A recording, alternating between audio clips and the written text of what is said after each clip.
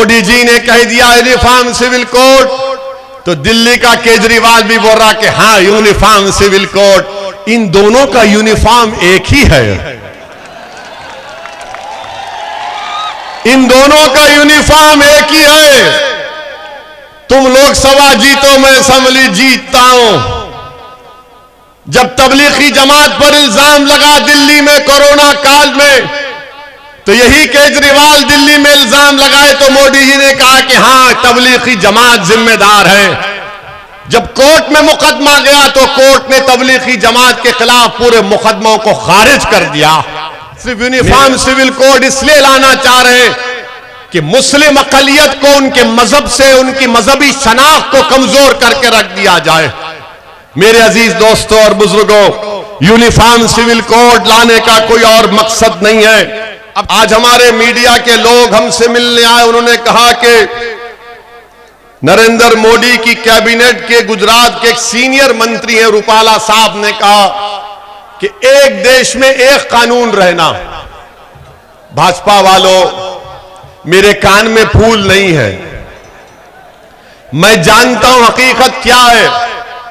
BJP कहती है कि एक देश है तो एक कानून होना चाहिए। बीजेपी को यह समझना चाहिए कि आपके पास थम्स अप लोग होंगे, हमारे पास नहीं है। हम पढ़ना लिखना जानते हैं, हम संविधान पढ़ते हैं। संविधान में एक है स्टेट लिस्ट, एक है यूनियन लिस्ट, एक है कंकरेंट लिस्ट। यानी जो यूनियन लिस्ट है वो दिल्ली की सरकार कानून बनाएगी, जो प्रदेश की लिस्ट है वो प्रदेश की सरकार बनाएगी। एक कंकरेंट लिस्ट होती है, अगर प्रदेश सरकार कानून बनाती है वो भी बना सकती, मगर अगर केंद्र की सरकार बनाएगी तो उसका कानून चलेगा। तो भाजपा वालों, रूपाला साहब, ये आप किसी और को जाकर ये ज्ञान दीजिए, हमको ज्ञान मत दीजिए। सीआरपीसी में, आईपीसी में कितने अमेंडमेंट होते हैं। आप बोलते हैं देश में एक कानून होना, तो चलिए क्या हिमाचल प्रदेश में कोई गुजरात का आदमी जाकर एग्रीकल्चर की जमीन खरीद सकता? नहीं खरीद सकता। क्या कोई गुजरात से निकलकर लक्षद्वीप जा सकता बगैर परमिशन के? नहीं जा सकता। क्या कोई गुजरात से निकलकर अरुणाचल प्रदेश जा सकता? नहीं जा सकता, परमिशन लेना पड़ता है। आप कहते हैं कि देश में एक कानून होना, तो क्या हमने नागालैंड, मिजोरम, सिक्किम, आंध्र प्रदेश को 371 के तहत उनको स्पेशल राइट्स नहीं दिए? बीजेपी इस पर भी कुछ नहीं बोल सकती। मैं जो कुछ कह रहा हूं आपके सामने सच्चाई को बयान कर रहा हूं। यूनिफॉर्म सिविल कोड, भाजपा वाले बोलते कि संविधान के चैप्टर 4 डायरेक्टिव प्रिंसिपल में लिखा गया। हम देश के प्रधानमंत्री से एक बात पूछना चाह रहे हैं। देश के प्रधानमंत्री जब से ही आप मोदी जी बने हैं 8 साल में, देश की 60% दौलत सिर्फ 8 लोगों या 10 लोगों के पास क्यों आ गई? क्या संविधान की आर्टिकल 39 नहीं कहता कि देश की दौलत सबके पास रहे? मगर देश की दौलत किसके पास है? जो मोदी जी का चहीता है, जो उनका प्यारा है, वही दौलतमंद हो रहा है। देश की दौलत कहां जा रही है? गरीबी देश की जनता का मुकद्दर बन गया। नौजवान युवा का बेरोजगारी उसका मुकद्दर बन गया। तो क्या आर्टिकल 39 पर आप कुछ नहीं बोलेंगे? मेरे अजीज दोस्तों और बुजुर्गों, फिर आप बोलते कि नहीं, यूनिफॉर्म सिविल कोड हम इसलिए ला रहे हैं ताकि महिलाओं को उनका हक मिले। अच्छा, महिलाओं को उनका हक मिलना चाहिए। तो अब आप सुनो, मुसलमानों में अगर कोई, जैसा मैं बाप हूं, अगर मैं अपने विल से वसीयत करता हूं कि मेरी एक औलाद को ये दौलत मिलेगी, तो मुस्लिम कानून के लिहाज से मैं 1/3 से बढ़ के जायदाद नहीं दे सकता। मुसलमानों में वसीयत अगर करते तो कोई बाप 1/3 ज्यादा अपनी जायदाद एक औलाद के नाम पे नहीं कर सकता, मोदी जी। मगर हमारे हिंदू भाइयों में वो विल का पावर है कि आप खत्म करेंगे। क्या गुजरात की सरकार उसको खत्म करेगी? हमको बताओ। क्या आप गुजरात के बच्चियों से कहेंगे कि नहीं, बाप की जायदाद में हक नहीं मिलेगा, कन्यादान तुम्हारा हो गया, उसी में सब खत्म हो गया?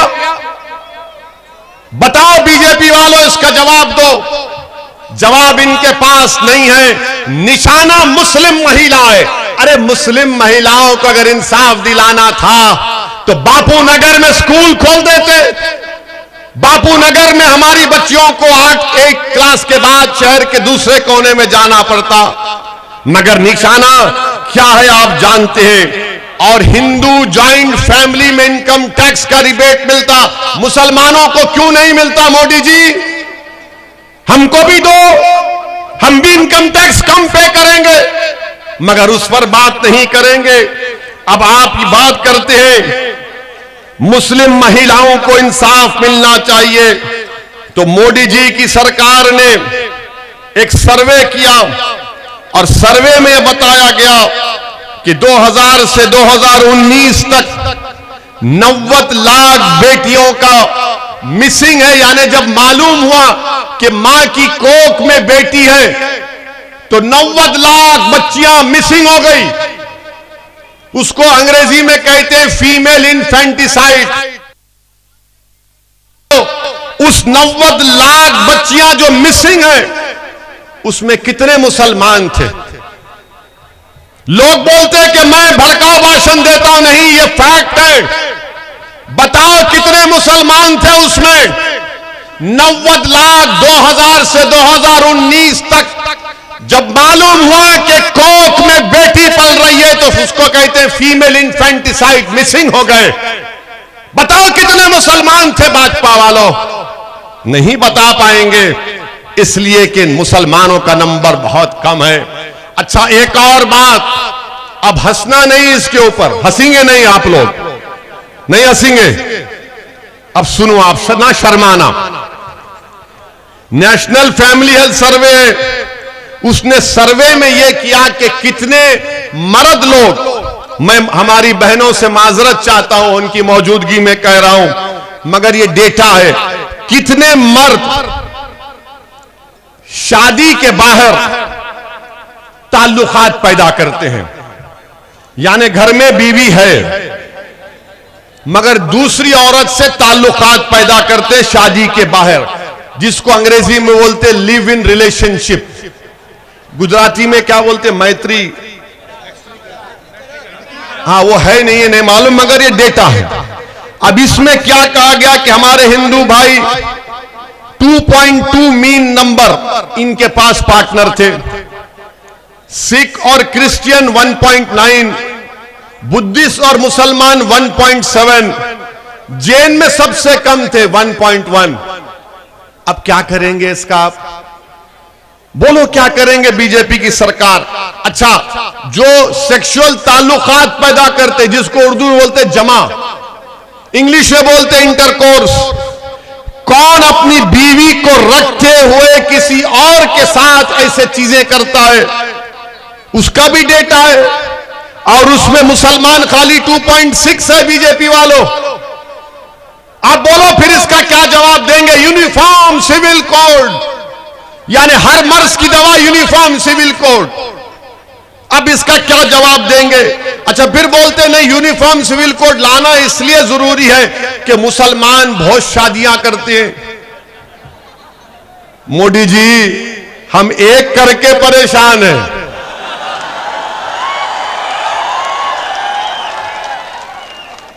तो गवर्नमेंट का डेटा बोलता है कि मुसलमानों में 1.9% मुसलमान की 2 बीवी, हमारे हिंदू भाइयों के पास 1.2, ज्यादा फर्क नहीं है। और सबसे बड़ी बात यह है कि अगर मुसलमान की दूसरी बीवी होगी तो बीवी होगी और उसको मेंटेनेंस का राइट मिलता है, उसको अपने शौहर के साथ घर में रहने का हक मिलता है। Uniform civil code. कितने बच्चों की शादियां होती है? चाइल्ड मैरिज 86% किस समुदाय की थी? बताओ मोदी जी और भाजपा वालों।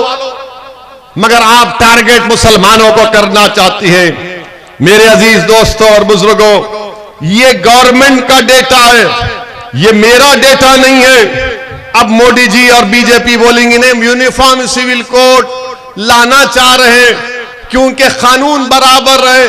अरे मोदी जी, पहले ये तो बताओ कि गुजरात में डिस्टर्ब एरियाज एक्ट कब खत्म होगा?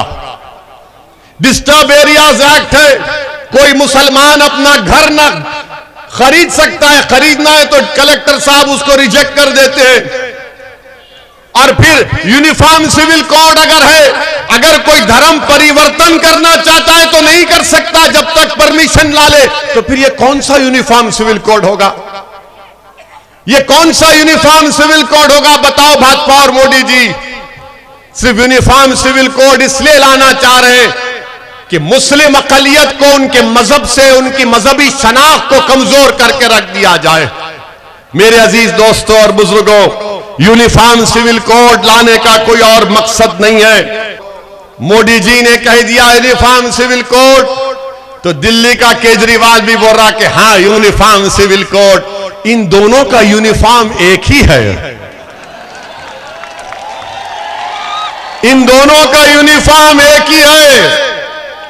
तुम लोकसभा जीतो, मैं असेंबली जीतता हूं।